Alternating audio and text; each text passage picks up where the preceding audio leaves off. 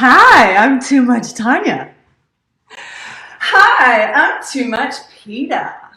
And hi, I'm too much Natasha.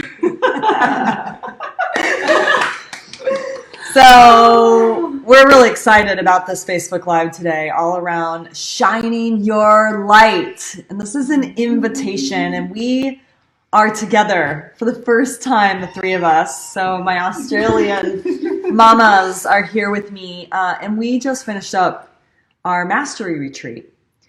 And our mastery program is a 9-month container about really stepping into the spotlight. And this topic came up really strongly throughout the week around shining your light and that fear of being too much. And PETA was co-facilitating with me and had it really come up.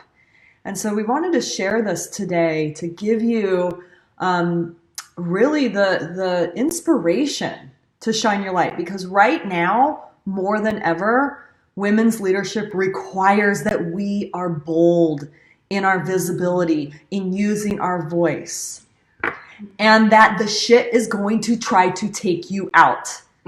People are going to resist you. They're going to try to shame you. They're going to judge you. You're going to deal with people disapproving of what you have to say. So how do you deal with all of that?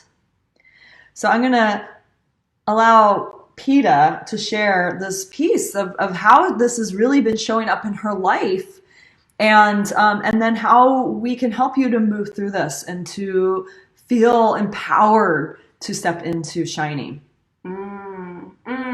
Thanks, Mama. So this year for me, my leadership has really called me into fully embodying my pleasure and my play and my sexuality and my pussy power, my pussy magic, my pussy priestess. And even the word pussy makes people upset sometimes. So what I've found in my circles that's been happening as I've been stepping more and more into that and really embodying it, really owning it, really shining in the play of who I am when I'm fully expressed, is some women, a lot of women in my circles have felt triggered by that. And, you know, it has then turned around to shaming me for it, or disapproving of me, leaving my circles, having really big triggers and withholds with me in circle. And so for me, I've been looking at, okay, so what's the message here? What's the message for me as a facilitator, and how do I respond versus react? Because, you know,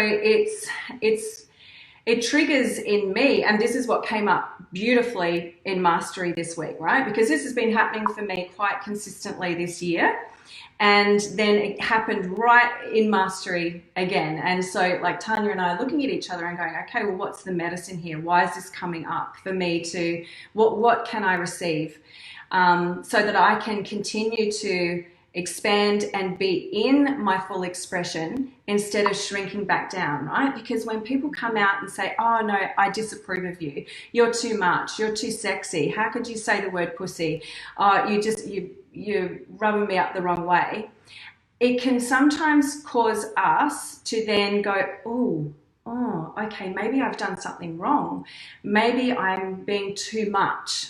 Like, have you ever felt that story going on? Like, have you ever felt this, oh, maybe I shouldn't have said that, maybe I shouldn't have done that, that's too much, instead of being able to be really present with, oh, okay, so me shining my light has triggered something in you or triggered something in them. And it's about releasing ownership of that. That's not mine, that's yours. And right in that moment, as a facilitator, how do you respond versus react? And I'll share what do those two things look like. So when you react, you believe the story, you believe the trigger, and you own it as though, oh, this is mine. So I either need to shrink back, go into shame, question myself, think, oh God, I shouldn't do that. Or you can go into attack, back mode, and, you know, perpetuating the sister wound, that cycle. And so you go back into attack, you go, oh, well, who does she think she is? Or, you know, da-da-da-da-da, and you shrink back into the shadow. So perhaps the bitch comes out.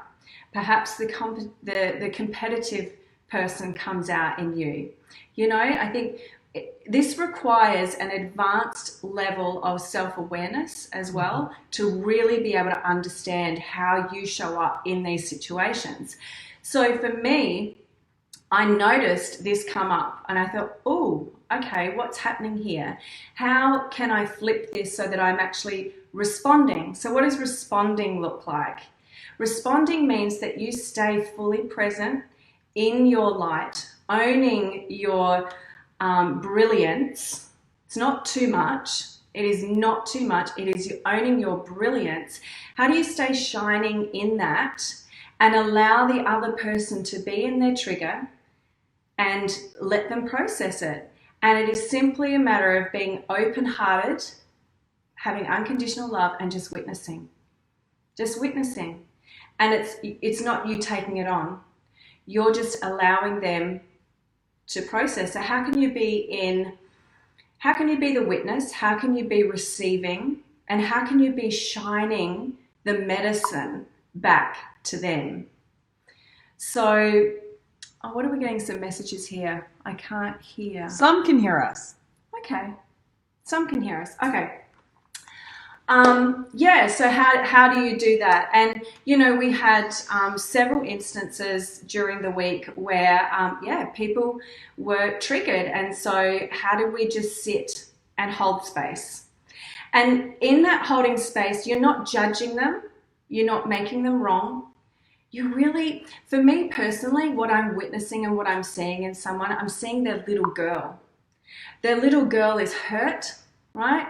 She's acting out, she's having a tantrum, or maybe she comes out as the brassy, like, teenager and, like, the rebellious, yeah, how's a bit of that? Or, you know, the bitchy neighbor next door who's like, oh, well, I'm going to go gossip about her.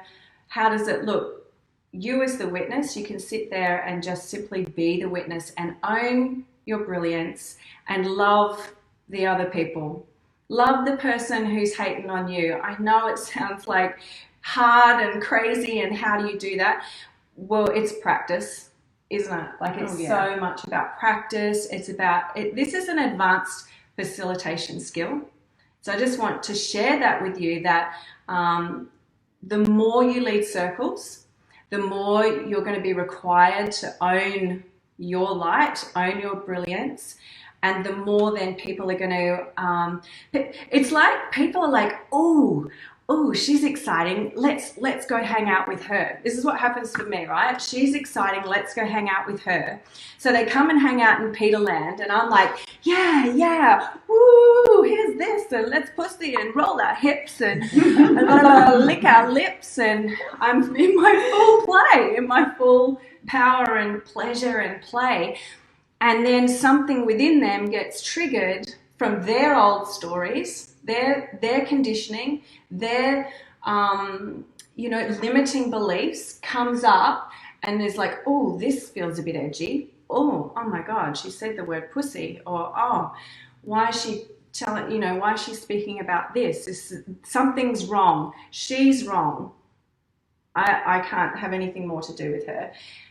I'm going to separate myself, or I'm going to throw some darts at her. So you as a facilitator, this will come up the more that you expand. And this is not like to scare you off. It's just how it is. And this is okay. And what we really want you to know is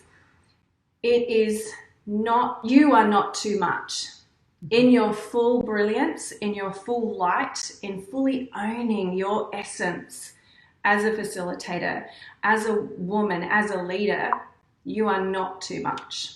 So, yeah. And so I believe that when we can step into being that witness, and when we're triggering someone, and just to hold that, it's actually inviting that woman in.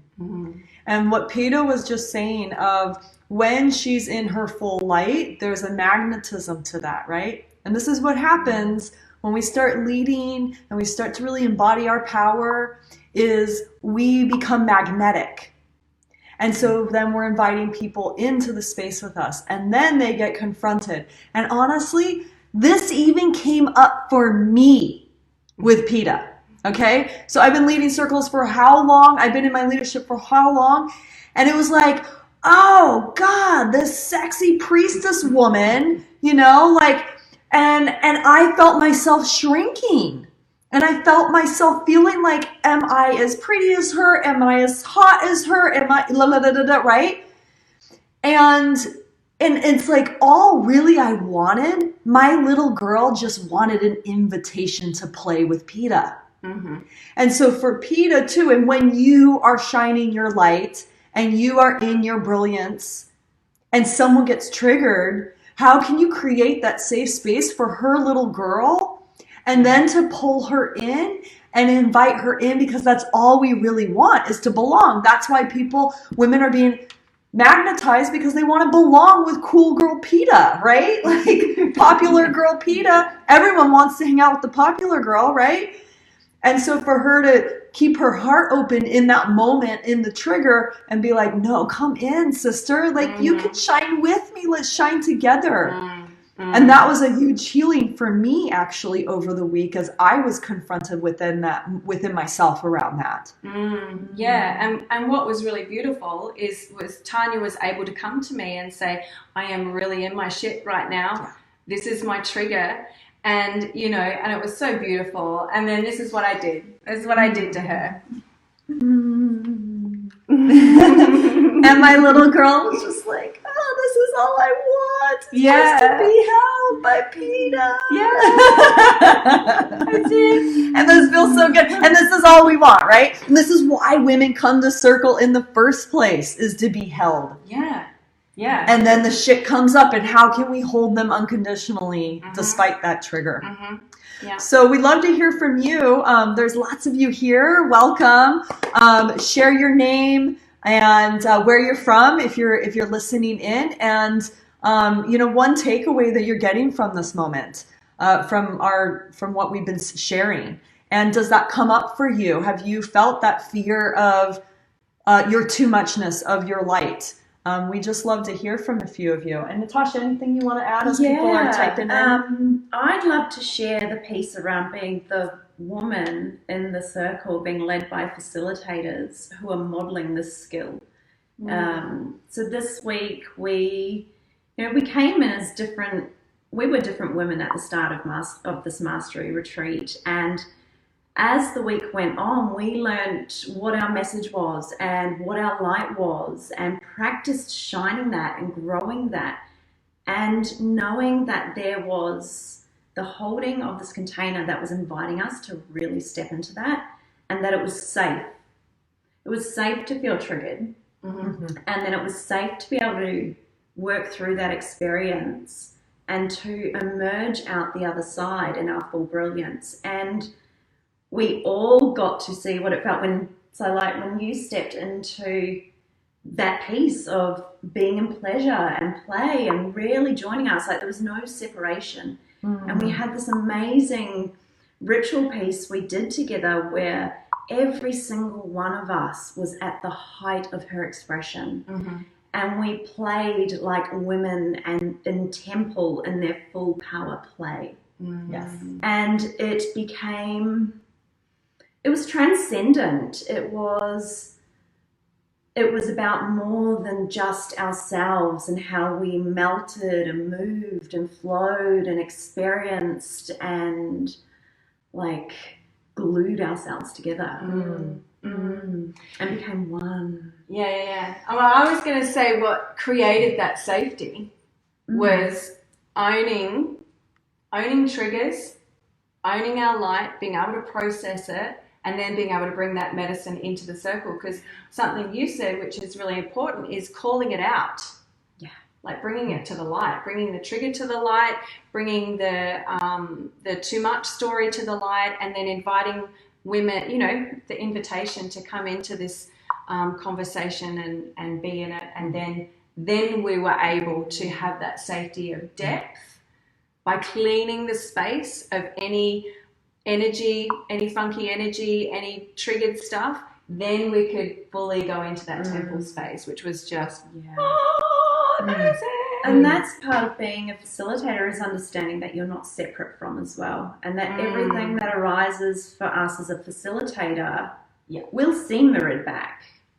And we need to clear that too, and being able to clear that with the women in our circles creates that depth and that trust. And that is why we as women need to shine our light, because when we are all shining our light together, then we are in that playful pleasure, and that is what's going to transform the world. So there's a couple things that have been written in here that I just want to point to. So thank you everyone for saying hi. And I find hugging the person triggering me diffuses.